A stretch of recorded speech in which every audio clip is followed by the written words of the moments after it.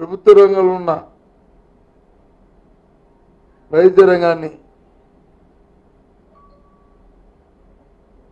ఏ ఒక్క రాష్ట్రంలో కూడా ప్రైవేట్ పరం చేసే దాఖలాలు లేవు.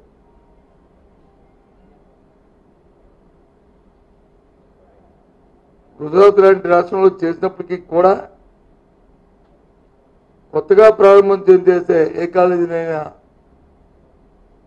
ఆ నిర్ణయాలు తీసుకున్నారు. అక్కడ వచ్చి సామాన్య ప్రజలకు అందుబాటులో లేకుండా ఆ చదువుకున్న పిల్లలకి ఫీజులు కానీ లేదు అక్కడ జరుగుతున్న వైద్య సౌకర్యాలు కానీ అరకొరగా ప్రధాని గారికి అందడం పరిస్థితులు చూస్తూనే ఉన్నాం. కానీ దురదృష్టం ఆనాటి ప్రభుత్వం జగన్మోహన్ రెడ్డి గారి నాయకత్వంలో 17 కళాశాలను స్థాపించాలని నిర్ణయం చేసి 20లో ప్రభుత్వం వచ్చిన సంవత్సరం తర్వాత నిర్ణయం చేసి 5 కళాశాలలు ప్రారంభించి మిగతా 12 కళాశాలలో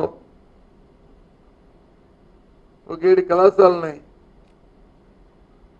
ఆన్గోయింగ్ ప్రోగ్రాము జరుగుతుండగా 5 కళాశాలలో ఉన్న ఏదైతే టెండర్లు దాఖలు చేసిన ప్రారంభ దశలో పనుల ప్రారంభ దశలో టెండర్లు పిలిచిన నేపథ్యం దాని నిధులు కేటాయి అవసరమని చెప్పి నిర్ధారించి 3 కళాశాలకి కేంద్ర ప్రభుత్వం నిధుల్ని సమకూరిస్తే వారి భాగంగా మిగతా కళాశాలకి రాష్ట్ర ప్రభుత్వమే వారి సొంత నిధులతోని ఆ రోజు మా ప్రభుత్వంలో సొంత నిధులతోని నాబార్డు తాలూకా రుణ సౌకర్యంతో అవి చేయాలని నిర్దేశించాం. దురదృష్టవశాత్తు 2 సంవత్సరాలు కోవిడ్ మన రాష్ట్రంలో ఉన్న నేపథ్యాన్ని ఒకసారి గుర్తు చేస్తున్నాం. 22 ఆఖరి వరకు కూడా మొదటి దశ 2వ దశ కోవిడ్ ఉన్న నేపథ్యం. ఈరోజు మాట్లాడుతున్న మా పెద్ద మాటలు మాట్లాడుతున్న నాయకులు కానీ లేదు ఇంకా మిగతా వ్యక్తులు కానీ ఇంట్లో నుంచి బయటకు వచ్చే పరిస్థితి ఆ రోజు లేని పరిస్థితి ఒకసారి గుర్తు చేసుకోమని కోరుతున్నాను. అయినప్పటికీ 2 సంవత్సరాల్లో 2000 కోట్ల పైసలకనే ఖర్చు చేయడమే కాకుండా విజయనగరం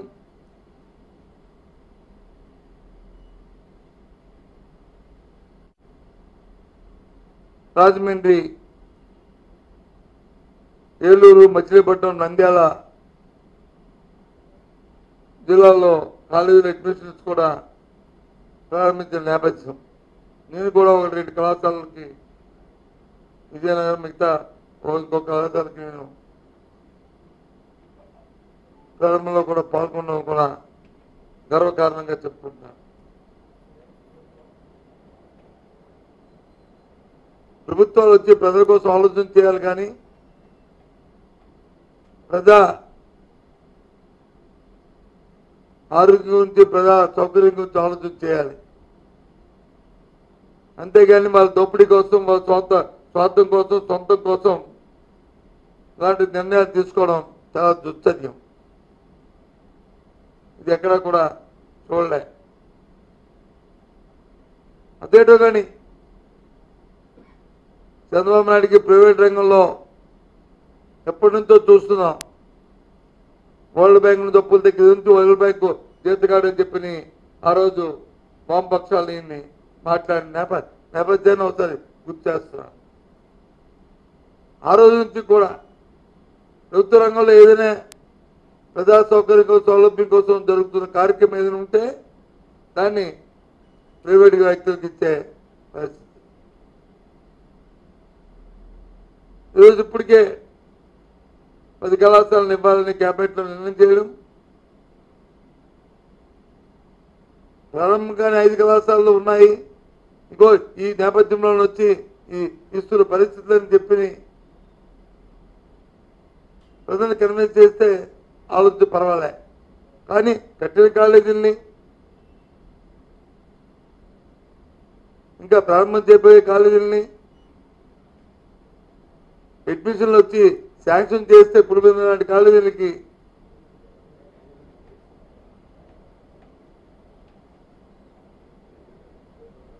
మెడికల్ చెప్పి ఇస్తే మా పొద్దు అని చెప్పని తిరస్కరించిన ప్రభుత్వాన్ని ఈ ప్రభుత్వాన్ని మనం ఈ కూటమి ప్రభుత్వాన్ని చూసాం. ఈ రోజున్న పరిస్థితుల్లో చాలా దురదృష్టకరం. తీవ్రంగా ఖండిస్తున్నాం. ఇలాంటి దుశ్చర్యలు చేయడం ఇది ధర్మం కాదు. ప్రజా ఆరోగ్యాన్ని తీసుకెళ్లి ప్రైవేట్ పరం చేయడం అనేది వాళ్ళ చేతుల్లో పెట్టి వారి దయాదాక్షాలనే మీద సామాన్యుల పరిస్థితిని దీనస్థితితో నెట్టడం అనేది మంచి సాంప్రదాయం కాదనేది ఆ నాయకులకి హెచ్చరిస్తున్నాం. మహానుభావుడు ఎక్కడున్నాడో కానీ స్వర్గీయ రాజశేఖర రెడ్డి గారు ఆ రోజు ఆరోగ్యశ్రీ తెచ్చినప్పుడు పేద ప్రజల కోసం కార్పొరేట్ వైద్యం ఉండాలని, వారితో సమానంగా వారు కూడా ట్రీట్మెంట్ చేసుకుని వారితో వాళ్ళకి మన ఇబ్బందులు లేకుండా ఆ రోజు ఆరోగ్యశ్రీ పెట్టిన పరిస్థితి.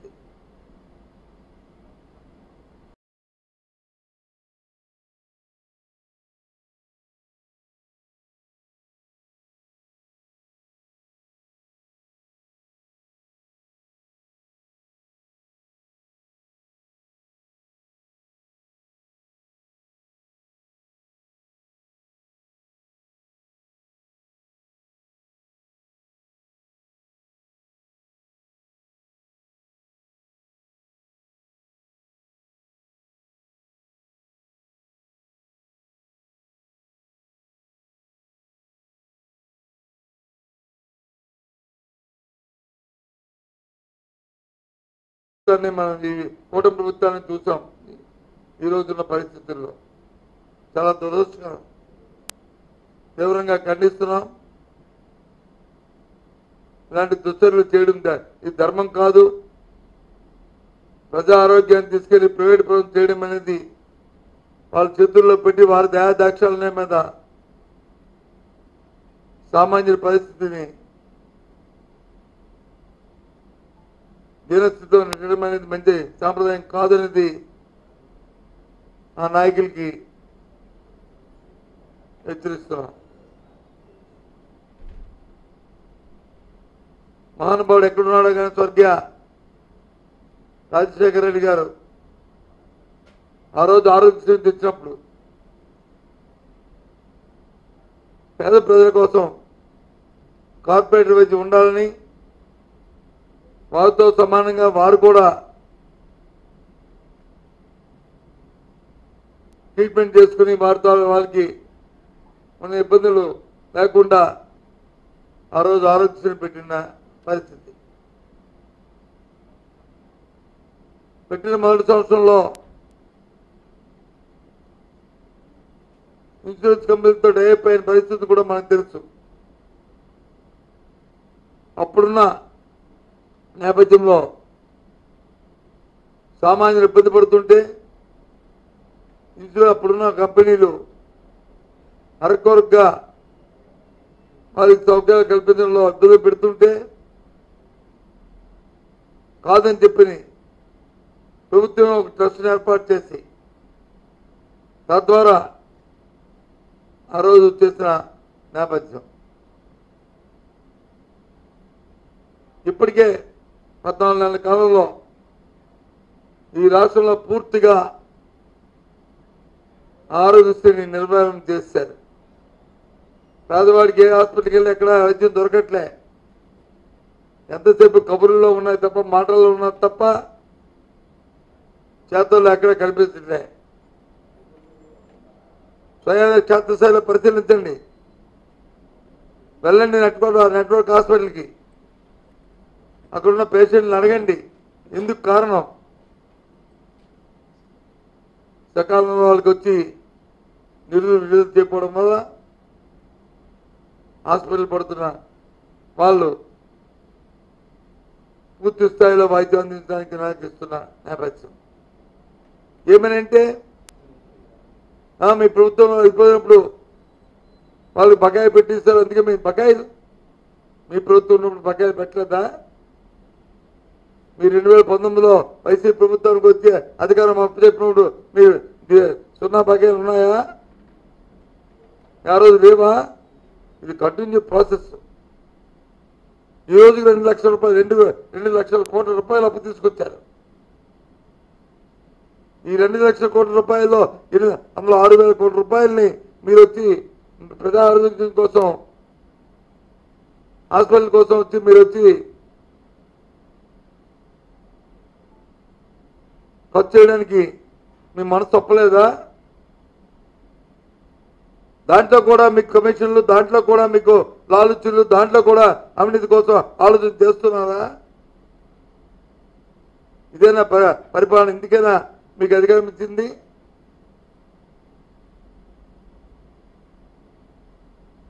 చాలా తప్పు. క్షమించిన న్యాయం ఇది. ఇటువంటి కార్యక్రమాన్ని చేస్తే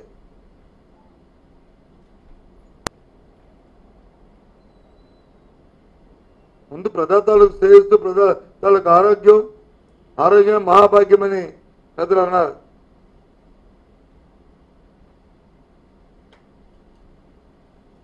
అసలు నిమ్మకం నూరెత్తినట్టే లేదే, చేముకుంటున్నట్టే లేదే. అంటే ఒకసారి ఓటేస్తారు, మాకు 5 సంవత్సరాల అధికారం ఉంది, పర్వాలేదు, మేము ఏం చేసినా చెల్లుతుంది అనే రీతిలోనా?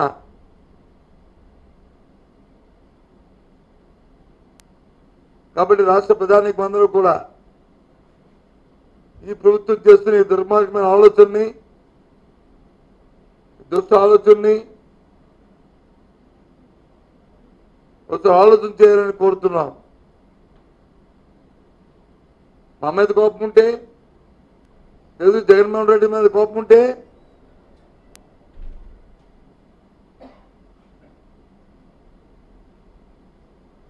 మీరు ఆలోచన చేస్తున్న కోపాన్ని ఇంకో విధంగా తీర్చుకోండి. కానీ పెద్ద ఆరోగ్యం మీద, పెద్దల తాలూకా ఆరోగ్య సమస్యల మీద ఇటువంటి దుశ్చరణ చేస్తూ దుష్ట పరిపాలన చేయడం ఇది అన్యాయం అని చెప్పని చెప్తూ ఈ చర్యల్ని మళ్ళీ మీరు పునరాలోచించాలని చెప్పిన ప్రభుత్వాన్ని డిమాండ్ చేస్తూ తీవ్రంగా ఖండిస్తున్నాం. ఒకటి కాదండి, ఇవాళ రైతులకు సంబంధించిన సమస్య తీసుకుంటే యూరియా మొన్న ఎప్పుడు చూస్తాను చంద్రబాబు నాయుడు తాలూకా ముఖ్యమంత్రి తాలూకా ఆయన పత్రికా సమావేశంలో ఆయన మాట్లాడుతూ బెదిరిస్తున్నాడు. ఆయన ఏం చంద్రబాబు నాయుడు గారు మీ బెదిరింపులకి అదిరింపులకి బెదిరిపోతారు అనుకున్నారా? వాస్తవాన్ని కనిపించట్లేదా? వీధుల్లో జరుగుతున్న పరిస్థితులు కనిపించట్లేదా? ఊర్లో జరుగుతున్న పరిస్థితి కనిపించట్లేదా? క్షేత్రస్థాయికి వెళ్తారా? వెళ్ళండి, చూడండి. మీరు ముఖ్యమంత్రిగా, ఒక బాధ్యత వ్యక్తిగా అసలు ఎందుకు వచ్చింది ఈ సమస్య? ఏ కారణం వల్ల వచ్చింది? గత సంవత్సరం కంటే ఈ సంవత్సరం సాగు ఎక్కువైందా? లేదు మనం చేసిన ఫోర్కాస్ట్తో ఏమైనా లెక్కల్లో తప్పులు వచ్చాయా? లేదు అనుకున్నంత దిగుబడి రావట్లేదా? యూరియా దిగుబడి చేసుకోవట్లేదా? లేదు ఒకవేళ ఇస్తే అదేమైనా బ్లాక్ మార్కెట్కి వెళ్ళిపోతుందా అనేది మీరు ఒకసారి పరిశీలన చేసుకోకుండా దాని మీద వచ్చి క్షేత్రస్థాయిలో మీరు వచ్చి ఎంక్వైరీ చేయకుండా తిరిగి పేస్తా అంట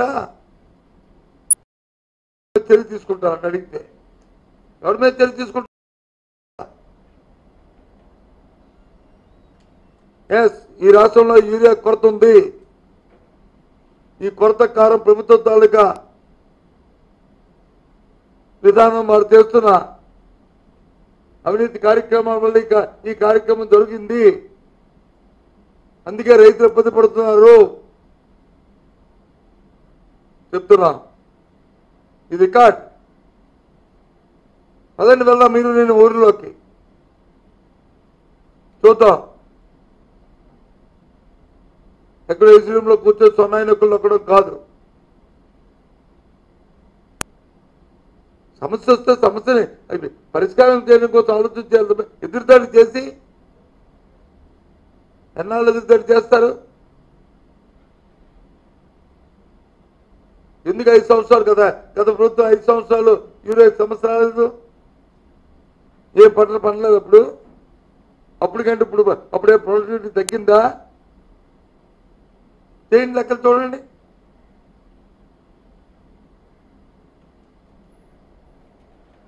ఏం ఆలోచింది? అర్థమవట్లే. ప్రతిదాన్ని ఒక వేగ్గా ఒక చెడుతో పెద్ద పెద్ద మాటలతో మాట్లాడుతున్నాం. మంత్రులైతే భాష అయితే వ్యంగ్యమైన భాషలు. యూరియా కోసం నిలబడుతున్నారంటే మనం భోజనాలకి వెళ్తే బఫాయికి వచ్చి ప్లేట్లు పట్టుకుని నిలబడమా అడుగుతారు. ఇంకో మంది వచ్చి ఇంకోలా మాట్లాడతారు. సరే, మీ భాషకి మీ భయానికి ప్రజలు ఆలోచించుకుంటారు. నేను దాంట్లో పోవట్లేదు. కానీ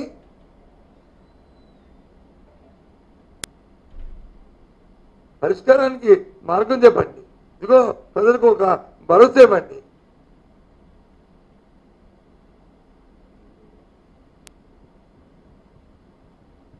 డే 1 నుంచి చెప్తున్నాం.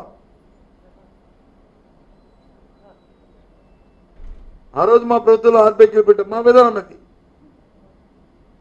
క్షేత్రస్థాయిలోని విత్తనాలు, ఎరువులు, ఇన్పుట్ సబ్సిడీ అన్నీ కూడా ఆన్ టైంలో మేము అందించాం. అది మా ప్రభుత్వ విధానం. రైతు పట్టేవాడిగా ఉండకూడదు, పెట్టేవాడిగా ఉండాలని స్వర్గీయ రాజశేఖర రెడ్డి గారి విధానం ద్వారా ఆ కార్యక్రమాలు చేశాం. మీ విధానం మళ్ళీ భూమి గుండ్రంగా ఉందని మళ్ళీ పాత పద్ధతిలోకి రైతు మళ్ళీ చేసేవాడిగా చేసే పరిస్థితిని తీసుకొస్తున్నారు. ఏంటిది? ఒక పక్క ప్రకృతి వైపరీత్యాలు, ఒక పక్క వచ్చి నాయకుల తాలూకా అలసత్వాలు. వాళ్ళకి చూస్తూ లేపడం. ఎంతసేపు సెకండ్ డోర్ మీద తప్ప ఫ్రంట్ డోర్లో ఆలోచన చేసి కార్యక్రమం చేయకపోవడం. చేస్తే ఎదురుదాడి, బెదిరించడం.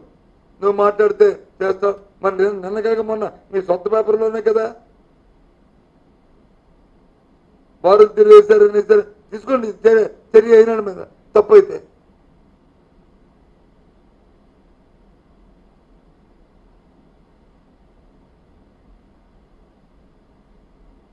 తప్పని పరిస్థితుల్లో ఇంకా వాళ్ళు కూడా ఇంకా చేతులుగా కాలిందా ఇంకేమనుకో వాళ్ళ ఉనికిని కాపాడుకోవడం కోసం వాళ్ళు చేసి తప్పట్లే. అటువంటి పరిపాలన ఇస్తున్నారు మీరు.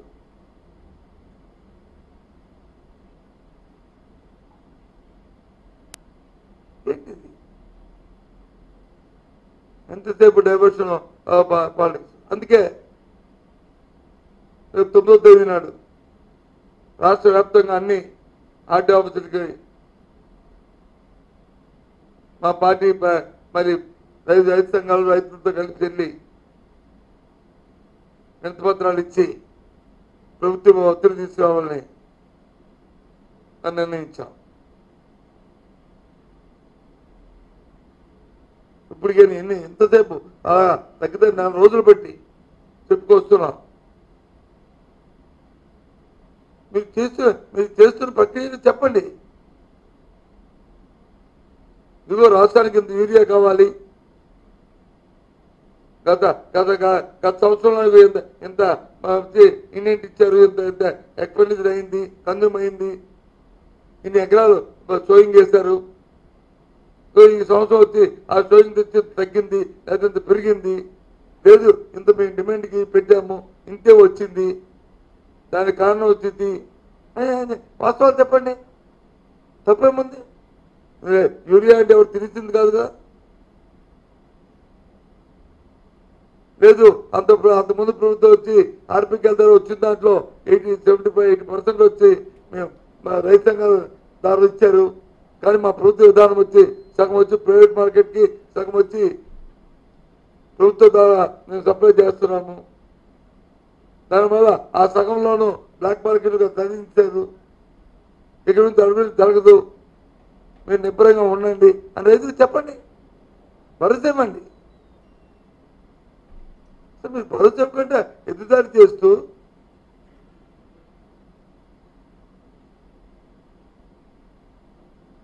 అడిగిన జైల్లో పెడితే ఏంటి? జైలు అంటే ఏమిటిది? ఇందమ్మా అండి అందమ్మా, ఈరోజు పోతే రేపు మళ్ళీ రాదా? అదే నేను అవసరం, అది కావాలా? ఇలాంటి తత్వాలు, ఇలాంటి మాటలు తప్పు. అధికారంలో నాయకులు వచ్చి భాష మీద చాలా పట్టుండాలి. విశ్వరాజ్యంగా మాట్లాడడం మన భావ్యం కాదు. తప్పు చేస్తే శిక్షించు, ఎవరుతున్నాడు? ఎన్నోసార్లు చెప్పాలి, ఇదే ప్రెస్ కాన్ఫరెన్స్ విశాఖపట్నం నుంచే. తప్పు చేస్తాను ఎవరో ఉపయోగించట్లేదు. మొన్నప్పుడు చూశారు ఆయన డిప్యూటీ సీఎం ఇక్కడ మన రుసుకోట ప్యాలెస్కి వెళ్ళి అప్పించి ఊడిపోయిందో ఊడగొట్టారు. నేను ఊడగొట్టాను, ఊడిపోయింది అన్నాను. నేను రెండింటిలోకి వెళ్ళాను. నిజంగా ఊడిపోయి ఉంటే అది సబ్స్టాండ్గా కట్టినట్టుగా కదా, మరి నా కాంట్రాక్ట్ మీద తెలియ తీసుకోవాలి కదా. అది ఎవరితో దానికి ఒక టైం లిమిట్ ఉంటుంది కదా. మరి బిల్లు ఇవ్వద్దని చెప్పా, బిల్లు ఎవరిచ్చింది? ఏ గవర్నమెంట్ ఇచ్చింది?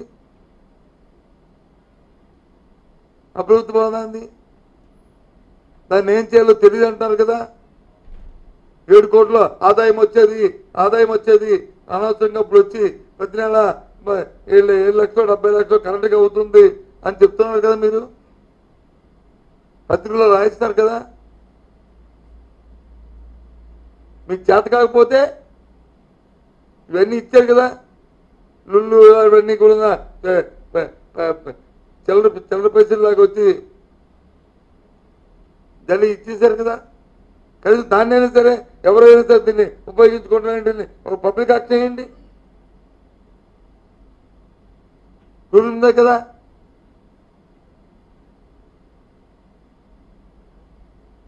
ఇవన్నీ మీరు 50 లక్షలకి ఇచ్చారు సంవత్సరానికి, ఇన్ని ఎకరాలు కూడా అదేంటి? సంవత్సరానికి వచ్చి మినిమం 10 కోట్ల రూపాయలు తక్కువ లేకుండా వస్తే నేనేమో ఒప్పుకుంటాను. మినిమం 25 కోట్ల నుంచి 50 కోట్ల వరకు వచ్చే పరిస్థితి. నీకు చేత కాకపోతే ఉపయోగించుకోలేకపోతే ఏంటి?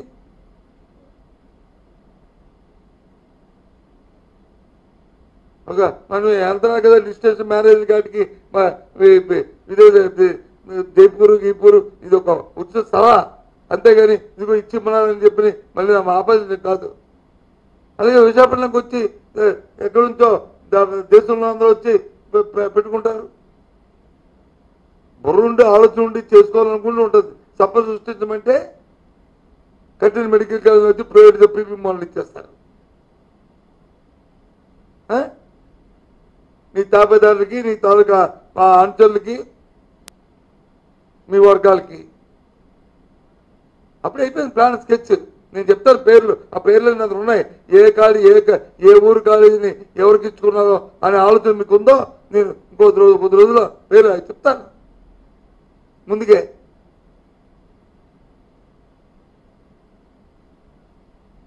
ప్రజారోగ్యం, ప్రజలతో ఆరోగ్యం ఇది ప్రభుత్వం ఉండాలని కోరుకుంటాం. కానీ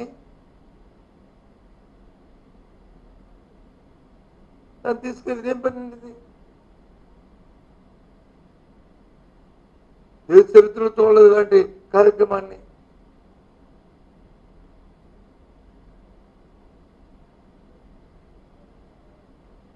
ఎక్కడ డబ్బులు సంపాదించాలి, ఎక్కడ ప్రభుత్వానికి ఆదాయం సంపాదించుకోవాలి, ఎక్కడ పోవాలి, ఎక్కడ చేయాలి?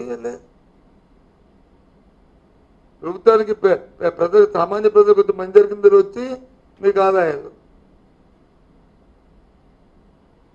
లేకపోతే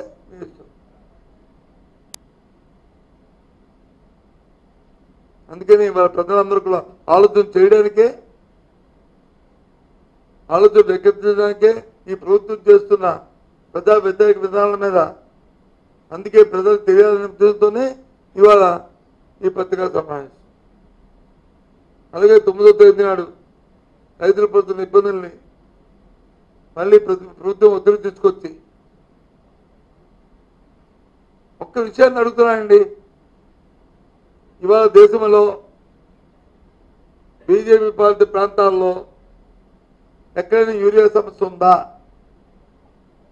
చెప్పండి. మరి ఎందుకు ఇక్కడ వస్తుంది? కారణం అంటే ఎందుకు అండర్లైన్ చేస్తారంటే రెగ్యులేటరీ మీద ఉంది కాబట్టి, భారతీయ జనతా పార్టీ ఉంది కాబట్టి ఆయా రాష్ట్రాల్లో ఇబ్బందులు రాకుండా మీరు వచ్చి పుష్ చేస్తారు అక్కడికి. ఎందుకంటే మన సప్లై డిమాండ్కి మన దేశంలో మనం యూరియాని ఇంపోర్ట్ చేసుకోవాలి కాబట్టి, ఇంపోర్ట్ చేసుకోవాలి కాబట్టి ఇంపోర్ట్ సిస్టమ్ మీ చేతిలో ఉంటుంది కాబట్టి మీరు చేస్తారు. Okay fine. రాజకీయంగా మీ ఆలోచన అన్ని రాష్ట్రాలకి సమానంగా కాకుండా, డిమాండ్కి సప్లైకి ఈక్వల్గా కాకుండా, కానీ ఇక్కడ ఉన్నది కూడా ప్రభుత్వమే కదా, భారతీయ జనతా పార్టీ భాగస్వామ్య ప్రభుత్వమే కదా. ఇక్కడ ప్రజలు అన్యాయం చేసుకున్నారు. తెలంగాణ అంటే మీకు వ్యతిరేకమైన ప్రభుత్వం అక్కడ, అవ్యతిరేకమైన ప్రభుత్వాన్ని మీరు రాజకీయంగా ఏం చేద్దామనుకున్నారో మీ ఇష్టం, మీ రాజకీయ ఆలోచనతో కొనం ఆలోచిస్తారు. ఇక్కడ ఏం చేస్తారు ప్రజలు? మేమేం పాపం చేస్తాం? ప్రజలు ఓటేసేందుకా? మీకు ఇంటర్నల్గా ఏమైనా ఉంటే మీరు చూసుకోండి, ప్రజలను ఇబ్బంది పెట్టకండి దయచేసి.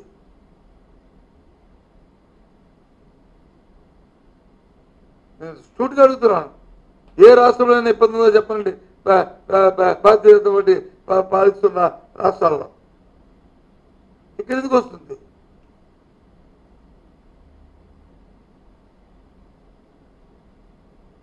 స్టీల్ ప్లాంట్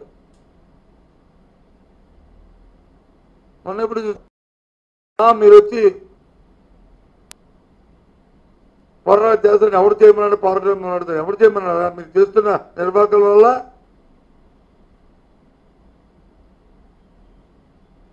మీ తాలూకా కుంచుతో ఆలోచనతో ఇది చేస్తున్న విశాఖ ఉక్కు, ఆంధ్ర హక్కు అనే నిదానం తుట్లు పొడుస్తున్న నేపథ్యంలో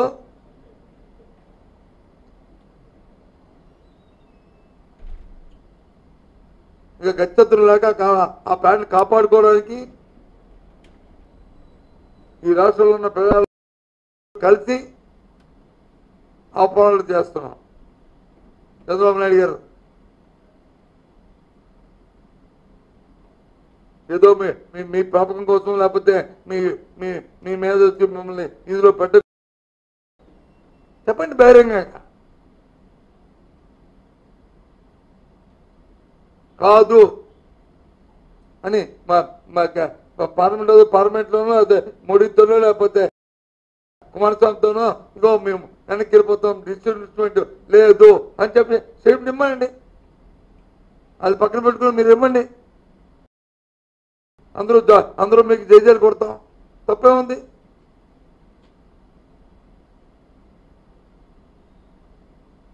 మాకేమీ లేదు. మాకు రాష్ట్రంలో ఉన్న మా స్టీల్ ప్లాంటే మా ఇంట్రెస్ట్. ఏంటిది బెదిరిస్తారు? ఏంటి బెదిరింపులు?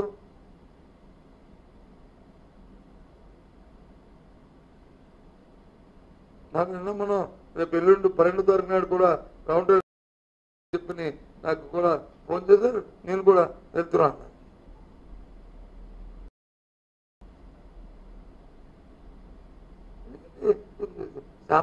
అందరి సమస్య ఇది.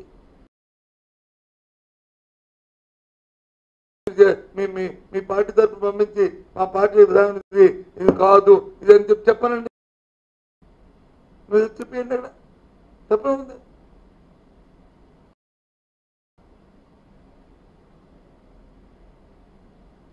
అది చేయదు బెదిరింపులు అంటే మాత్రం మీ మీద యాక్షన్ తీసుకుంటాం, తీసుకుని చట్టాలు ఎవరుతారు? చట్టాలు చాలా ఉంటాయి.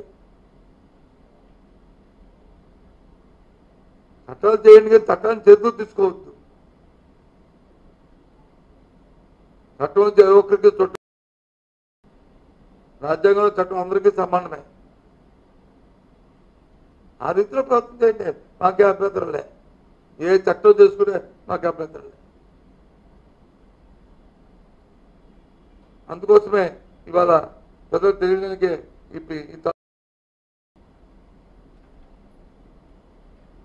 పత్రిక ఇంకేమైనా చెప్పండి.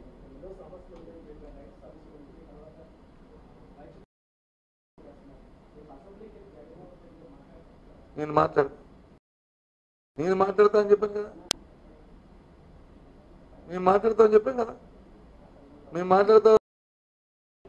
ఇంకేంటి, మేము మాట్లాడతామని చెప్పాం కదా. ఆయన మాట్లాడి ప్రజలతో మాట్లాడతాను కదా. ఆయనకి పక్షాలు ఉన్నాయి, ఎన్ని పక్షాలు ఉన్నాయి శాసనసభలో, అంతే కదా. నాయకులు ఉంటారు కదా, గుర్తింపేది మీ నోటితో మీరే చెప్తారు కదా. అధికార ప్రతిపక్షాన్ని ప్రతిపక్ష నాయకుడిని గుర్తిస్తారు కదా మీరు. మరి ప్రధాన అంటారా? మరి నువ్వు ఎందుకు ప్రతిపక్షాన్ని అన్నావు? ప్రతిపక్షం ప్రధాన ప్రతిపక్షం ఇంకోటి ఉందా చెప్పు. ఇంకోటి ఉంటే అది ప్రధాన ప్రతిపక్షం, ఇంకోటి ఉంటే అది ప్రధాన ప్రతిపక్షం. తప్పు. సో నేను విద్యుత్ లేదు కదా, నువ్వు అంటున్నా కదా. మీ నోటితో మీరన్నారు కదా, మీ నోటితో మీరన్నారు కదా.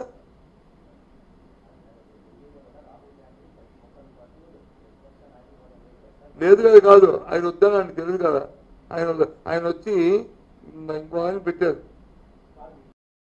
ఆయనే పెట్టారు. ఆ పార్టీకి ఇస్తే ఆ పార్టీ వారిని ఎన్నుకున్నారు.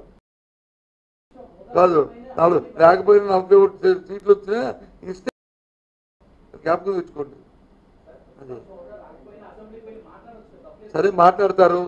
మీరు చెప్పినట్టు చేయాలందా? మా వ్యవహార శైలి, మా విధానం మాకు తెలీదా? మాకు ఏబిఎన్ మీరు వెళ్ళి మాట్లాడండి మాకు తెలీదా? మేము ప్రజల జీవితంలో లేమా? మేమంటే సారీ, మా వైసీపీ పార్టీ కానీ, మా జగన్మోహన్ రెడ్డి కానీ, మేము కానీ, మా అందరూ మేము ప్రజల జీవితం లేమా?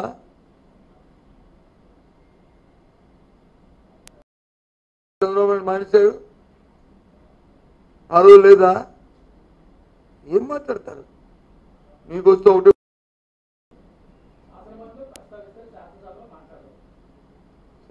నువ్వు నీకు ఏది నచ్చితే రాసుకో. నేను చెప్పింది అయిపోయింది, నేను నచ్చింది రాస్తా కదా, రాసుకో, తప్ప ఉంది. నేను వద్దాను కదా.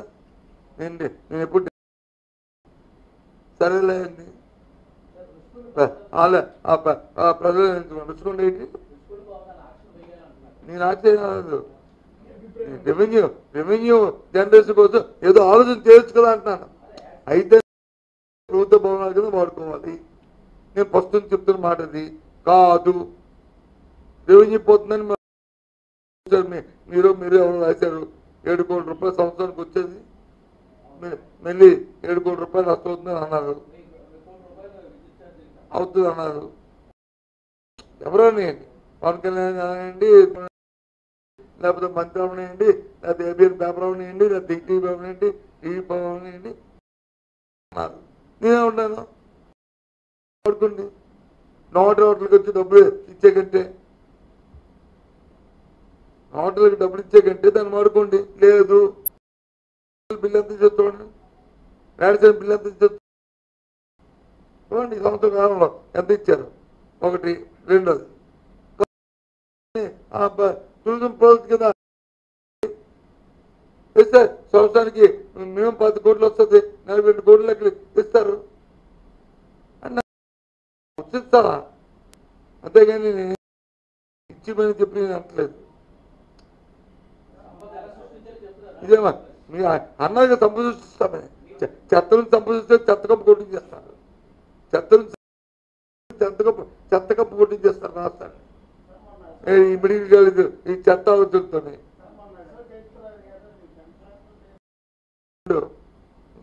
ఇగో నేను ఇప్పుడు మాట్లాడింది ఆయన అడుగుతున్నాను, ఏమని అశోక్ గజరాజు గారు ఏమని అశోక్ అంటారు అంటే, ఆయన మా ఊరు రాజు గారు గవర్నర్ పదవి వచ్చింది, ఇప్పుడు ఏదో గౌరవంగా అందరం హర్షించాము. బయట వెళ్ళాలని బయట వెళ్ళకపోయినా లోన బయట హర్షించాము. అప్పుడు వచ్చింది మా మొదటి వ్యక్తి మా ఊరు నుంచి అక్కడ పుట్టాం కాబట్టి. మా ఊరంటే ఇదంతా మా ఊరు. ఇక్కడ హరిబాబు గారు ఉన్నా ఆయన విజయనగరం నుంచి అయ్యాడని హర్షించాము. కానీ అటువంటి వ్యక్తులు అలాంటి మెంటల్ హాస్పిటల్, ఎందుకంటే ఆ మెంటల్ అతని మెంటల్ ఆయనతో ఆలోచిస్తారు నేటో ఆ మాటలు బట్టి తెలుస్తుంది. అంటే ఈ కూటమి ప్రభుత్వం ఎలాంటి వాళ్ళకి గవర్నర్ పదవి ఇచ్చింది అనేది, ఎంత మెంటల్ స్టెబిలిటీ ఇచ్చింది అనేదానికి ఇస్తుంది. ఆయనే ముందు పెట్టాలి మెంటల్ హాస్పిటల్. ఎందుకంటే అటువంటి వ్యక్తులు గవర్నర్ పదవి వచ్చిన తర్వాత ఉందతనం లేకుండా రాజకీయ ఆలోచనతో, రాజకీయ దుర్బుద్ధితో, రాజకీయ కోణంలో మాట్లాడిన వ్యక్తులను ఆళ్ళు పెట్టాలి. నువ్వు అడిగా కాబట్టి చెప్తున్నాను, నాకు బాధ అనిపించింది కానీ సరేలే అని వదిలేను. కానీ నువ్వు అడిగా కాబట్టి చెప్పకపోతే మళ్ళీ ఏదో రాజు గారు కదా మ్యాచ్ వచ్చాను అనుకుంటారు. నాకు కడుపులో బాధ ఉంది, కోపం ఉంది. తప్పు కదా అన్న పెట్టాలి అంతే. ఆయన వ్యక్తిత్వం అది, వాళ్ళ ఆలోచన అంతే. అహంభావం, అహంకారం అయిపోవు. వచ్చిన ప్రభుత్వ అహంకారం ఎంత ఉందంగా ఉండాలి.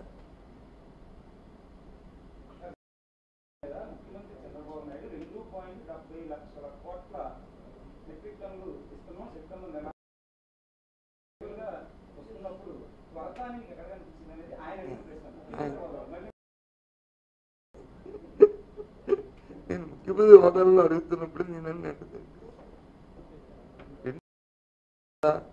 లేదా 5 కోట్ల లేదా కోట నీ డిమాండ్ ఎందుకు అది గ్రామ స్థాయిలో వచ్చి అంత కొట్లాట్లు, అంత క్యూలు, అంత లేదని చెప్పిన ఆకారాలు ఎందుకు వస్తున్నాయి అనేది మానిటరింగ్ చేసుకుంటే ఉండదు అని చెప్తున్నాను.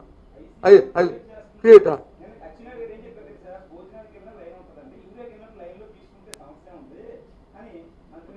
లైన్లో తీసుకు మరి 5 సంవత్సరాలు ఎందుకు లైన్లో లేదు? ఎందుకు 5 సంవత్సరాలు లైన్లో లేవు?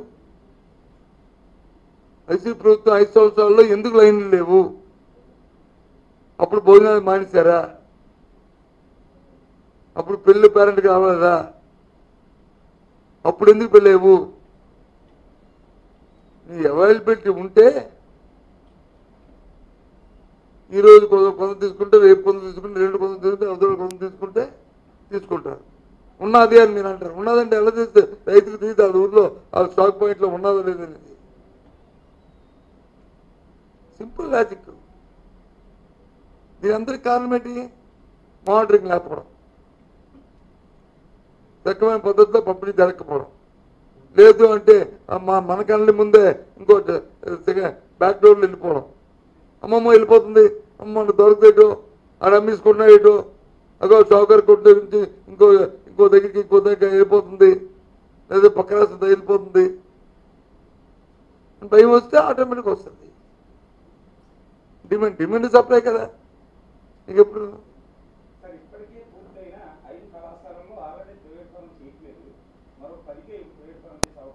నేనేది కదా నేనే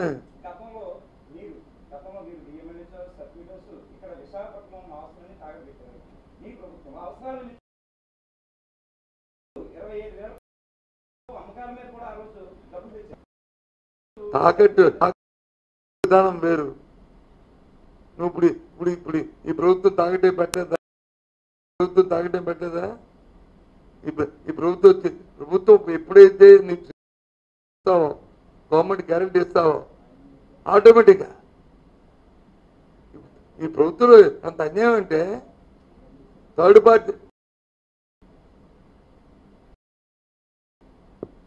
పార్టీకి కనీ విని చరిత్రలో చాలా థర్డ్ పార్టీ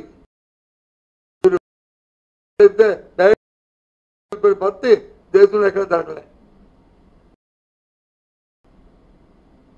అలాంటి సిస్టాన్ని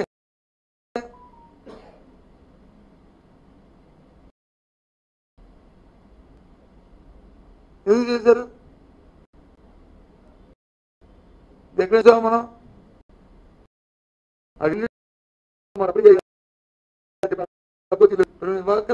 డైరెక్ట్ గా రిజర్వ్ బ్యాంక్ నుంచి లేకపోతే మన తీసుకోవచ్చు. అలాంటి ఫెసిలిటీని వచ్చి ఇచ్చింది. దుర్మార్గం కాదు ఇది.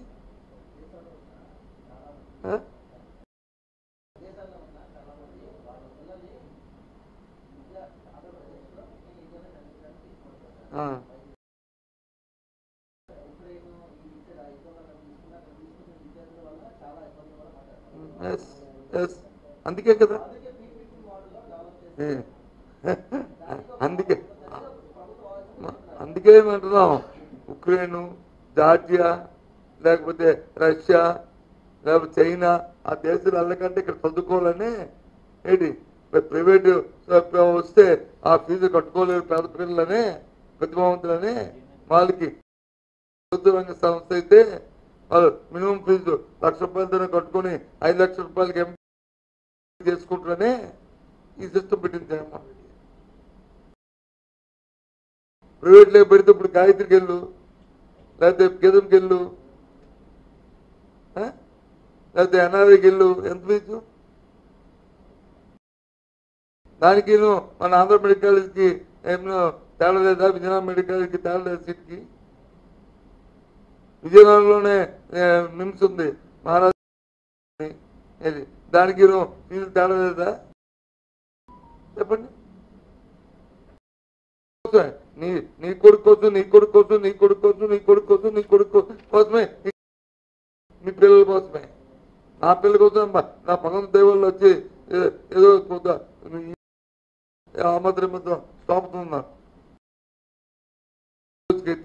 రేపు దేవుడు ఎలా చూస్తా చెప్పలేను, కానీ కూడా మంచిగా నన్ను కట్టలేని పిల్లల కోసమే. ఇది కొడుక్కి, చంద్రబాబు గారి కొడుక్కి కాదు, ఇది పిల్లల కోసం కాదు, పేదవాడి పిల్లల కోసం ఇది చేస్తుంది. ఏంటి పిల్లలు ఉద్యోగ కొడుకోమని పిల్లలు. నాకు ఇద్దరు పిల్లలు ఉన్నారు, ఇద్దరు డాక్టర్లే. ఒకరు వచ్చి ఇంట్లో, ఒకరు వచ్చి అది చెన్నైలో రామచంద్రలో చదువుకున్నారు. మాకు అవకాశం భగవద్గీత అవకాశం ఉంది, అది లేదు. అందరూ అలాగే వెళ్తారు, వెళ్ళారు కదా. వాళ్ళ కోసమే ఈ ప్రైవేట్ కాలేజీలు అంటే ఎన్ని సీట్లు అండి? 50 లెక్క పెట్టుకుంటే ఆలోచించండి. ఎంతమంది మనం అన్యాయం చేస్తున్నాము, ఎంతమంది ముసుగు పోసుకుంటున్నాము, ఎంతమంది ఇబ్బంది పడతారు. పేదవాడికి ఎంత వైద్యం దూరం అయిపోతాం. ఒక మెడికల్ కాలేజ్ వస్తే ఒక హాస్పిటల్ ఉన్నారు కదా, సపోజ్ సంస్థ హాస్పిటల్ ఉన్నారు ఉచితంగా, అక్కడ ఉచితంగా వైద్యం చేయాలి కదా. అదే ప్రైవేట్గా గవర్నమెంట్ కాలేజ్ అయితే ఉచితంగా చేస్తారు.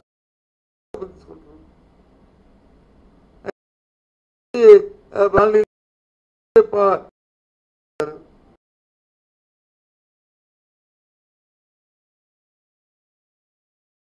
అంతకంటే ఏదో ప్రభుత్వాన్ని ఏదో తీసుకొచ్చి పేడేసి అది కడుక్కోమని కాదు. విధానం తప్పని. ప్రభుత్వం ఏ ప్రభుత్వం వస్తే ప్రభుత్వ విధానం ఉంటాయి.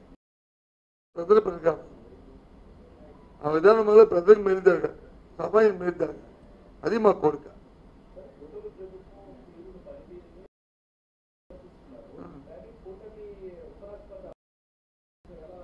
చెప్తున్నామ్మా, మేము మొదట్లో చెప్తాం. మళ్ళీ నువ్వు రెడ్డి కాదు, నేను రెడ్డి గారిని కాదు, మనతో రెడ్డి గారిని కాదు, సామెత ఉంది అందుకే అంటాను. రెడ్డి గారు మొదటి రెడ్డిగా సామెత అది. సారీ ఏమనుకోవద్దా సామాజిక వర్గం ఈ సామెత ఇది మొదటి రెడ్డి అని. మా వైసీపీ పార్టీ ద్వారా మొదటి నుంచి పార్టీ పుట్టిన దగ్గర నుంచి ఒక విధానం తీసుకున్నారు. పార్టీ జగన్మోహన్ రెడ్డి గారి నాయకత్వంలో భారత రాష్ట్రపతి కానీ, అలాగే ఉపరాష్ట్రపతి కానీ, లోక్సభ స్పీకర్ కానీ, లేదా అసెంబ్లీ స్పీకర్ కానీ ఇలాంటి పదవులకు వచ్చి పార్టీలు ఆపాదించకూడదు.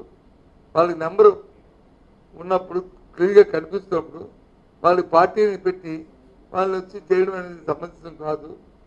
భవిష్యత్తు అన్ని చెప్పి నిర్ణయం తీసుకొని ఆ రోజు పార్టీ పెట్టినప్పుడు నేను తెలుగుదేశం అప్పుడు కాంగ్రెస్ పార్టీ ప్రెసిడెంట్ కూడా నేను ఉమ్మడి రాష్ట్రానికి బీసీ ప్రెసిడెంట్ ప్రణబ్ ముఖర్జీ గారు నిలబడ్డారు.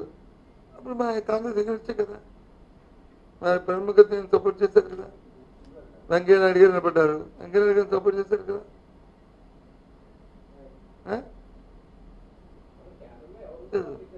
కేంద్రంలో ఎవరుండేగా ఆ కేంద్రంలో నెంబర్ సరిపోయినప్పుడు ఊరికే మనం ఆపాదించి చేయడం ఎందుకనేది నిర్ణయం.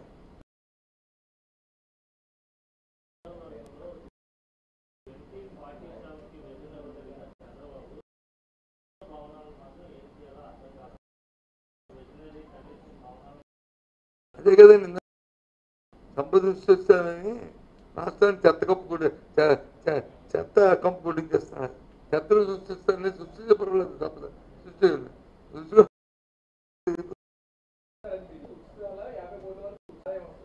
ఉచిత ఆతిపోతారు అప్పుడు 25 నుంచి 50 ఇది సంవత్సరానికి, నెలకి సంవత్సరానికి ఏంటి సంవత్సరానికి వచ్చి 50 లక్షలు తీసుకొని ఇస్తున్నారు. ఇప్పుడు ఇచ్చిన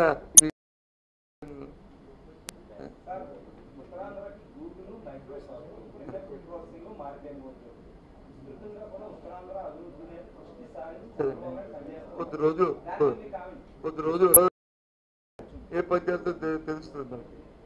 వాటి తరలితంత్రం, డేటా సెంటర్, టాటావి అవన్నీ మేము సైన్ చేసాం కదా.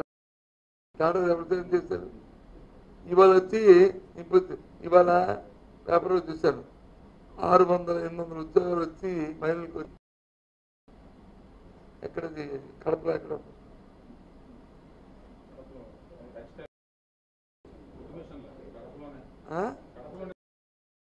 నేను దాన్ని నాట్ మన మైదానంలోను బ్యాంక్ అప్పుడు మన రాజశేఖర గారి సీఎం 20,000 మంది ఆ మహిళలతో ఉద్యోగాలు 20,000 ఆ రోజు ఇంత పబ్లిసిటీ ఇచ్చుకున్నాం మేము, ఇన్ని పేపర్లు వేసుకున్నాం మేము, ఇన్ని బొమ్మలు వేసుకున్నాం మేము. అయితే వేసుకోండి, అది వాళ్ళ విధానం. అది బొమ్మలు వేసుకునే విధానం. 2 సార్లు అష్రాఫ్ అని మా ఎండి వాళ్ళు తీసుకొచ్చాం. మాదిరెడ్డి ప్రతాప్ అని ఆయన సీఎంలో ఉండేవాడు. రాజశేఖర గారు ఫౌండేషన్ చేశారు. రాజశేఖర గారు వచ్చి దాన్ని ఇనాగ్రేట్ చేశారు ముఖ్యమంత్రి. కానీ నేను కాదనలేదు. 600-800కే 10 ఫోటోలు వేసి 2 ఫుల్ పేజ్ 20,000 మంది దానికి ఏం చేసుకోవాలా? నేను ప్రౌడ్ అవుతాను. ఆయన టైంలో అయ్యింది. అప్పుడు నా పేరు కూడా చూసుకోండి. సరే మంచి సంతోషంలే. అప్పుడు మాకు ఇలాంటి ఆలోచన లేవు. ఏంటి ఇన్ని పేజీలు 600 మందికి పేజీలు తీసుకోవాలని ఏమంటారు?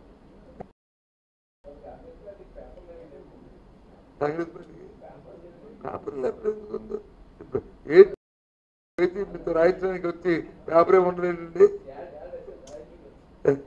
పేపరే ఉండాలండి. ఏంటి ఏంటి కాదు. ఓకేనా? 9వ తారీఖు నుండి రైతులందరితో కలిసి ప్రభుత్వం ఒత్తిడి తీసుకొస్తూ రిప్రజెంటేషన్లు ఇస్తున్నాం శాంతియుతంగా. ఎవరెక్కడ పాల్గొంటారో రేపు నేను చెప్తాను, అడిగి చెప్తాను.